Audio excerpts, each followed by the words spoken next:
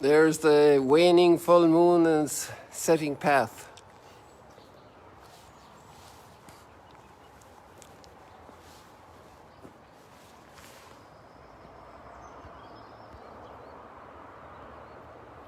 Thank you all for joining.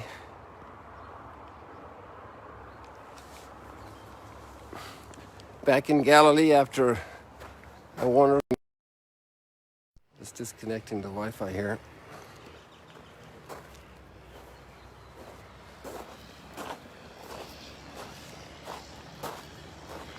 It's very mild here. It's always warmer or chillier in Jerusalem, warmer here in Galilee. 6 or 7 degrees, 8 degrees, sometimes 9 degrees.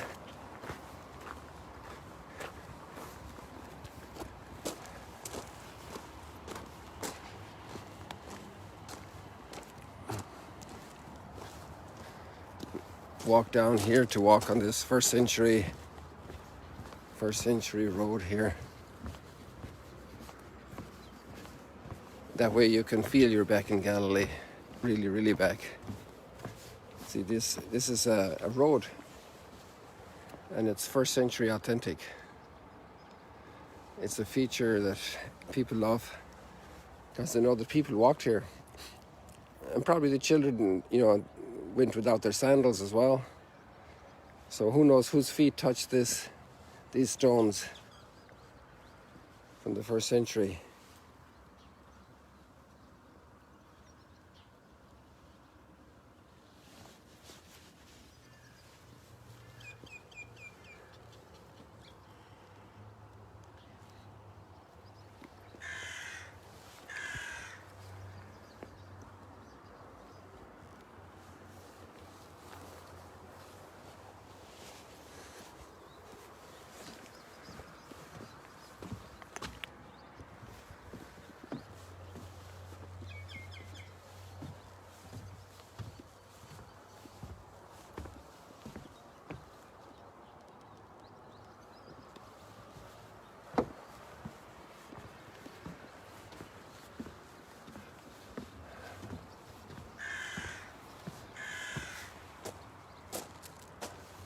I wonder if this fella is a relative of the one, just looks like the one yesterday in Jerusalem.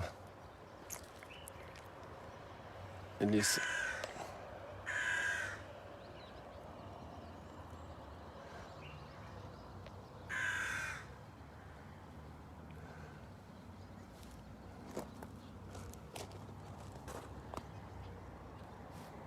out of sight so fast. It's hard to move the camera when it's fully zoomed in.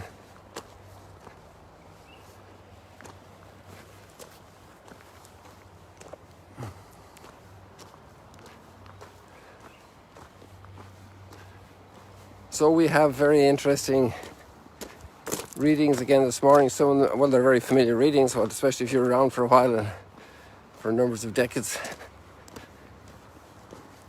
And it's the rotation of the readings every year, the last week of the liturgical year. Reading from the book of Daniel. We already had a reading yesterday for the Feast of Christ the King. The man coming in the clouds of heaven. Someone like the Son of Man, coming in the clouds of heaven.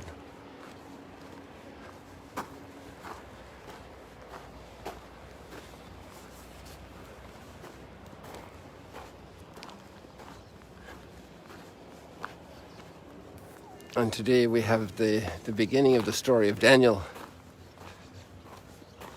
It's an interesting, very interesting piece because it's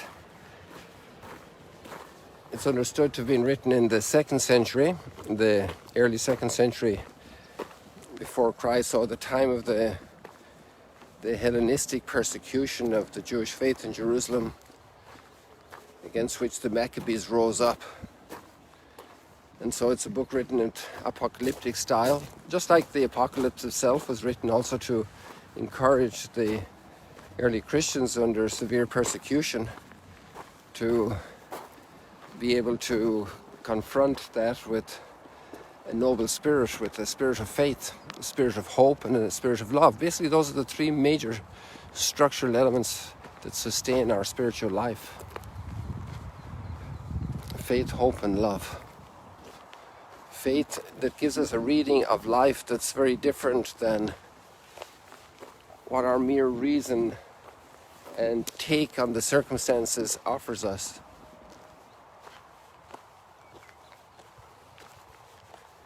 These reeds are really thinning out. I think the storms this winter will probably take them out completely. Hey, I just noticed a pillar down here. I'm not sure if it's a pillar or a cement barrel, something more recent. It might be a cement barrel. It has that shape to it.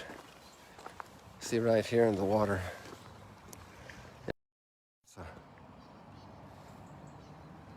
it has ridges on it. So it may very well be 20th century cement structure rather than a first century.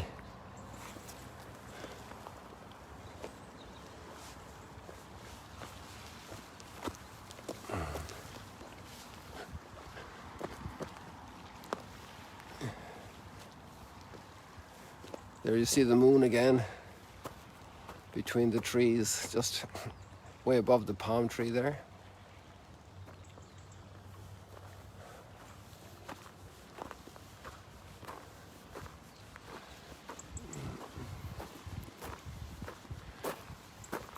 So, you know, exiles, basically prisoners, enslaved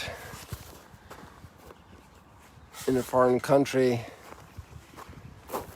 and then the king wants to get the ones who are academically ahead into his service to organize the people. And there's Daniel and his companions, and the struggle to deal with religious persecution and the will to deal with it, and how that is so rewarded.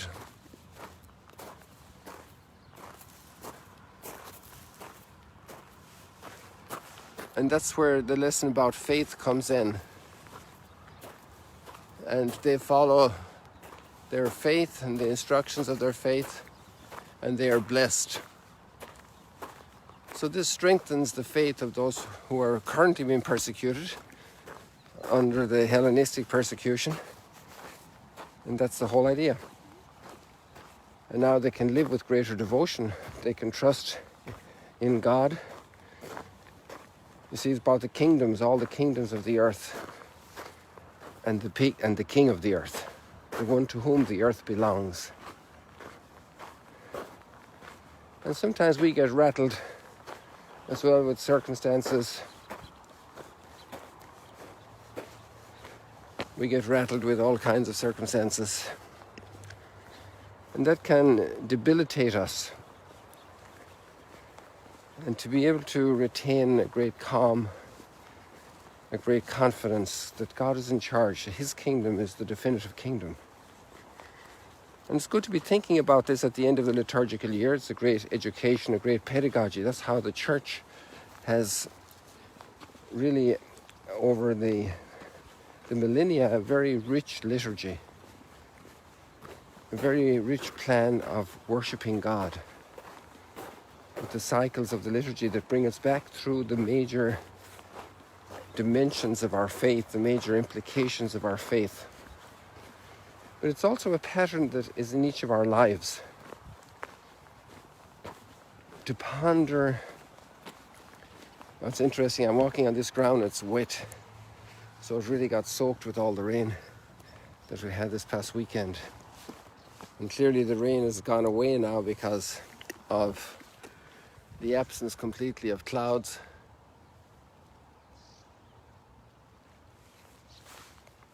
Not a cloud to be seen anywhere in the sky. It's marvelous how all that happens.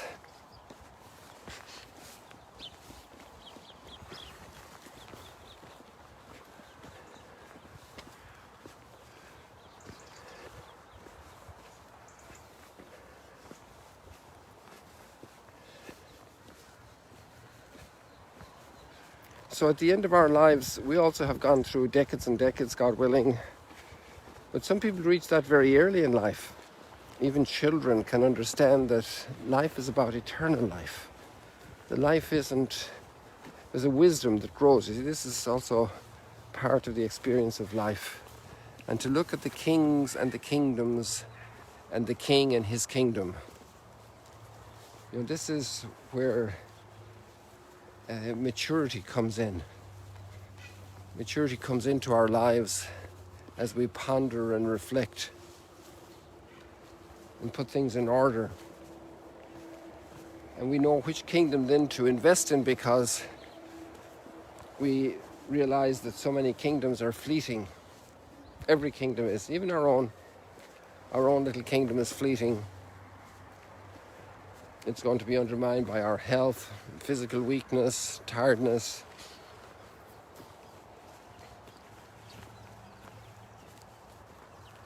Bereavement of family members, friends around us.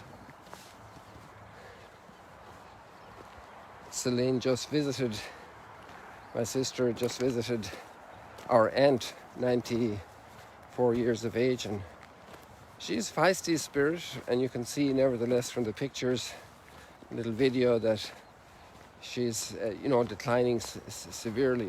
Kingdoms come to an end. 94 years is a great age. When we see this relatively in comparison to so many other people, they don't live that long. But her time is also, her end is coming.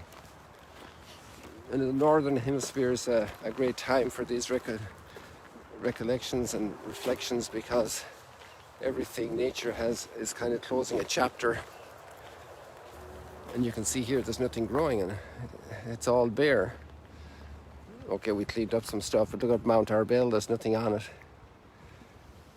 All that verdant kingdom disappeared.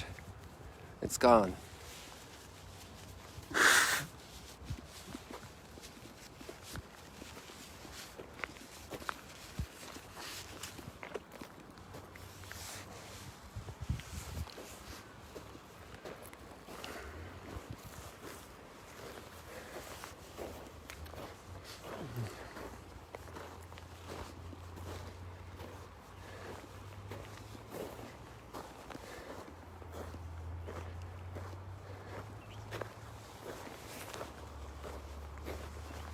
Then we can draw a line between the gospel and the passage from Daniel, and there we see a widow, usually associated with age, usually associated with poverty, inability, just like kids in a situation of refugee. You know, how many kids are in a refugee situation, how many families all over the world today. And so she's also in a situation of great weakness at the end of her life,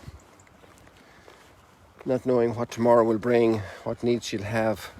And she gives everything. She gives everything. And Jesus notices, God notices the little people who give everything, just as much as the kings and the great leaders. The little people.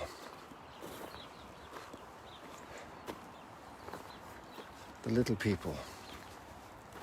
And their generosity. And before God, in that sense, there's nothing little. It's the greatness of the heart. So people that we often write off have very big hearts. They excel in great virtue. They can teach us so much. They can enrich the world so much. It's why very important that countries that are more developed look out for the countries that are poor. Places that are hit by great decline, great reversals in their fortune. How to go and help those in need. And that compassion is in so many people as well today. It's a wonderful feature of our world. One of the beautiful features of communication. So much good compassion. And with the motivation of Christmas around the corner, a lot of people are motivated to do good, to give powerfully, to give deeply, to allow good things to continue happening, to support people in need.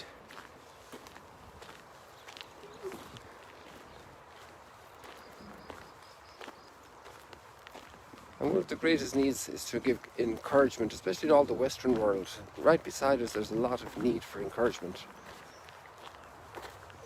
to give that vision of faith, hope and love.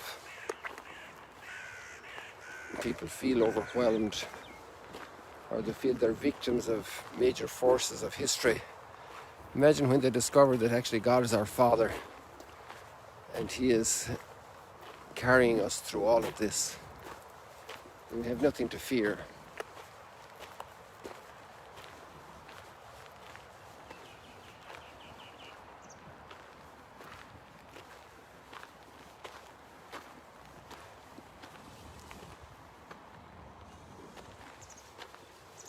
So people, I think there are a lot of things to ponder. May you be blessed today.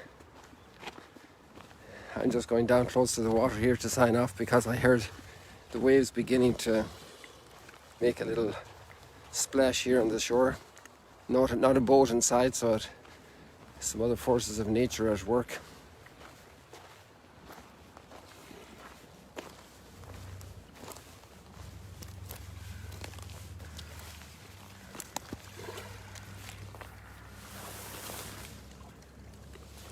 Thank you so much for joining again this morning. God bless you. It's great to have you here always every morning. See you later, alligators.